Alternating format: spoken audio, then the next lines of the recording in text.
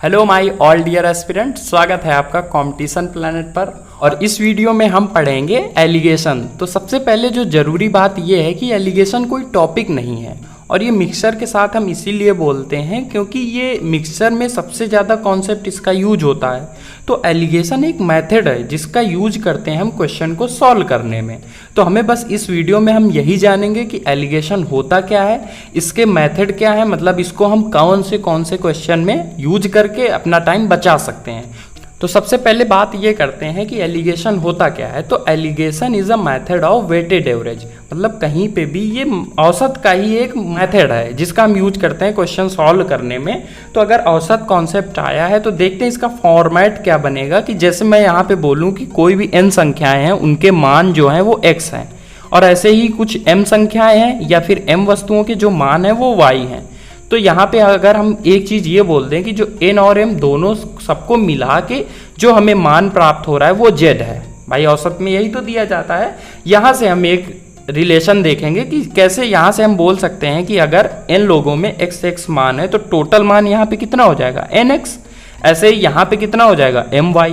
ये किसके इक्वल होगा, तो इन n और m में जो मान है वो z है। इसको अगर हम सॉल्व करें तो यहाँ से बोल सकते हैं nz प्लस mz। अब देखिए अगर हमें n और m में रिलेशन चाहिए तो n के मान अलग कर लीजिए, मतलब nx, और z आएगा तो इधर nz और उधर mz माइनस my। तो यहाँ से अगर n कॉमन ले लें पहले वाले टर्म में तो यहाँ पे बचेगा x माइनस z, और यहाँ पे अगर m कॉमन ले लें तो यहाँ से बचेगा z माइनस y। तो यहाँ से एक चीज़ और पता चलती है कि x की वैल्यू z से बड़ी है और y की वैल्यू z से छोटी है। ये हम बोल सकते हैं। अगर यहाँ पे हम ये भी बोल सकते थे कि x is greater than y, ये तभी पॉसिबल है कि z की वैल्यू इन दोनों के बीच में हमेशा होगी। तो यहाँ से अगर n और m के रिलेशन की बात करें, रेशियो की बात करें, तो n अपॉन m क्या आ जाएगा, z माइनस वाई अपॉन क्या हो जाएगा, x माइनस z। लेकिन हम बार बार इस चीज़ को ऐसे ना लिख के, हम इसी चीज़ को इतना जो हमने सॉल्व किया इसी चीज़ को हम लिख सकते थे कि जो यहाँ पे एवरेज हमें दिया जाता था, मतलब कि जो उनका मान था n संख्याओं का x और वैसे ही m संख्याओं का y, इन सब से जो मान प्राप्त हुआ वो z था। तो हमें बस यही ज्ञात करना है कि ये n संख्याएं थी, ये m संख्याएं थी। तो इनका रेशियो हमने देखा कि z माइनस वाई और x माइनस z आया है। तो देखिए n अगर हम इसमें से ये वाला माइनस करें और हमें पता है कि जो x की वैल्यू y से बड़ी थी, तो यहाँ y जो है z से माइनस हो जाएगा और यहाँ पे जो x z है वो x से माइनस हो जाएगा। तो यही अनुपात आ गया। देखो ऊपर n और m दिया हुआ है, तो यहीं से हम ये बोल सकते हैं। अब इसी चीज़ का हम यूज अपने क्वेश्चंस में करेंगे और देखेंगे वो कौन से जगह हैं, कौन से क्वेश्चन है जहाँ पे हम एलिगेशन का यूज कर सकते हैं। सबसे पहले फर्स्ट क्वेश्चन देखते हैं। क्वेश्चन क्या दिया हुआ है, फर्स्ट नंबर, 12 रुपये प्रति किलोग्राम तथा 7 रुपये प्रति किलोग्राम वाली दो प्रकार की चीनी को किस अनुपात में मिलाया जाए कि मिश्रण का मूल्य 8 रुपये प्रति किलोग्राम हो जाए। और ये देखिए सबसे अच्छी बात ये, मैंने ये क्वेश्चन इसीलिए लिया कि ये 2016 में टियर 2 में आया था CGL में, सोचिए आप। तो इस क्वेश्चन की अगर बात करें, अब देखिए यहाँ पे क्या बोला है, अनुपात। जहाँ पे भी अनुपात आता है किन्हीं दो वस्तुओं का, वहाँ पे हम एलिगेशन ट्राई करते हैं। अब जैसे अगर हम पहली वस्तु का जो रेट देखें वो हम यहाँ लिख दें, और दूसरी वस्तु का रेट जो दिया है, मतलब दूसरी चीनी का, वो कितना है 7, दोनों से जो बना है वो कितना है 8। अब देखिए मैं एक चीज़ और आप समझिए, एलिगेशन हम उन्हीं चीज़ों में लगाते हैं जो समान प्रकार की हैं। मतलब कि अगर यहाँ पे रेट है, CP है, तो हम CP में ही लगाएंगे, अगर SP है तो SP में ही लगाएंगे। तो अब जैसे यहाँ से अगर हम इन दोनों का डिफरेंस लें तो यहाँ से 1 हो जाएगा, 12 में 8 घटाएंगे तो 4। तो यहाँ से एक चीज़ समझ में आ गई कि अगर हमें 8 चाहिए 12 और 7 को मिला के, तो हमें इनको 1:4 में मिलाना पड़ेगा। यही हमने ऊपर कॉन्सेप्ट में सीखा था। तो इस हिसाब से अगर देखें तो ऑप्शन बी क्या हो जाएगा, सही हो जाएगा। सेकंड नंबर देखते हैं, क्वेश्चन क्या दिया हुआ है। एक दुकानदार को 10.2 रुपये प्रति किलोग्राम तथा 14.4 रुपये प्रति किलोग्राम वाले चावल को किस अनुपात में मिलाए कि 14.7 किलोग्राम की दर से बेचने पर 16.2/3% का लाभ प्राप्त हो। और ये SSC MTS का देखिए आया हुआ क्वेश्चन है। अब देखिए एलिगेशन से हम इसको भी करेंगे, बट यहाँ पे एक चीज़ दे दिया गया कि जो 10.2 है हम इसमें लगा नहीं सकते एलिगेशन। क्यों?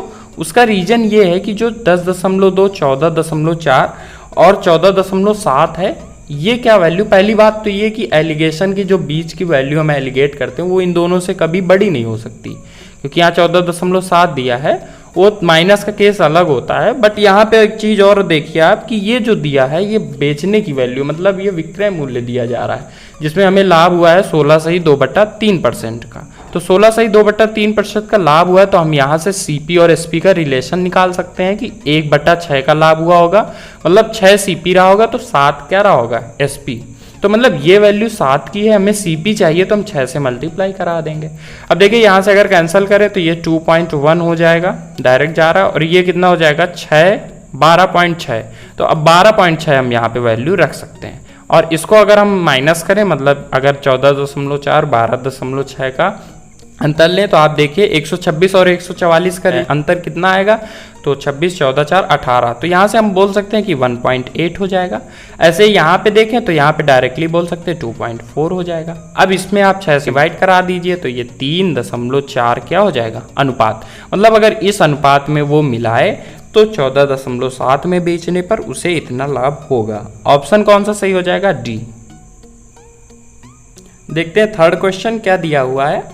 एक व्यक्ति अपनी आय का 75, अब देखिए मैं कौन कौन सी क्वेश्चन है जिनमें मैं एलिगेशन लगाऊंगा। यहाँ पे दिया है क्वेश्चन कि एक व्यक्ति अपनी आय का 75% व्यय करता है, उसकी आय में 20% की वृद्धि होने पर वह अपने व्यय में 10% की वृद्धि कर देता है, तो उसके बचत में वृद्धि ज्ञात कीजिए। अब देखिए पहली बात तो आपको ये आय और व्यय वाला कॉन्सेप्ट पता होना चाहिए कि अगर आय या इनकम की हम बात करें तो वो इक्वल टू होती है एक्सपेंडिचर, मतलब जो कि खर्चा होता है, और बचत सेविंग, मतलब कि जो आय होती है वो इक्वल टू होती है कि खर्चा प्लस बचत।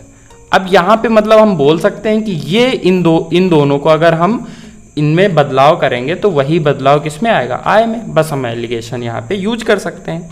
अब बोला क्या है, पहले ही रिलेशन दे दिया है कि अपनी आय का 75% व्यय करता है, मतलब कि 3, अगर यहाँ पे 3 और 1 का रेशियो लें तो ये हो सकता है, क्योंकि 75% का मतलब 3/4, अगर टोटल आय उसकी 4 है तो वो 3 व्यय कर रहा है, 1 बचा रहा है, ये उसका पहले का रेशियो है। अब यहाँ पे क्या बोला है कि उसकी आय में 20% की वृद्धि होने पर व्यय में 10% की वृद्धि करता है। तो हम यहाँ से देखो अगर व्यय लें, यहाँ पे हमें सेविंग लिखनी पड़ेगी, और यहाँ पे उसका रिजल्ट कितना आया है 20%।